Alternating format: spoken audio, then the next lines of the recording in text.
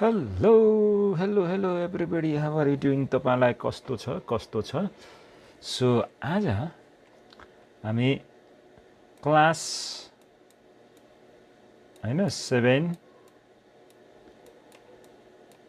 नेपाली है, Nepali unit 2 part 2 हामी पढ्दैछौँ। Class 7 को पार्ट 2 नेपाली। सो हामी सुरु गरौँ पूर्व पठनबाट।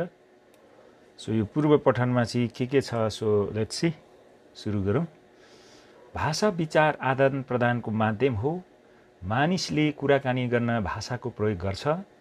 विचारको आदान प्रदान मानिसले मात्र नभई पशुपन्छीले पनि गर्छन्। अरे हे त, बुझ्नुभयो नि? अनि मानिसले विचार विनिमय गर्ने प्रक्रिया भाषिक सञ्चार हो, हैन?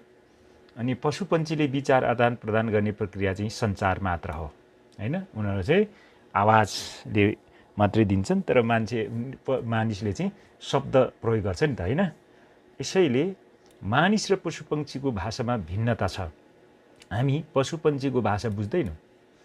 पशुपन्छीले मानिससँग पनि आफ्नो आवाजका माध्यमबाट सञ्चार गरिरहेका हुन्छन्। उनीहरूले फरक फरक अवस्था बुझाउन, हैन, फरक फरक आवाज निकालेका हुन्छन्। मानिस र पशुपन्छीले एक अर्काका भाषा नबुझ्दा दुवैलाई समस्या परेको हुनसक्छ।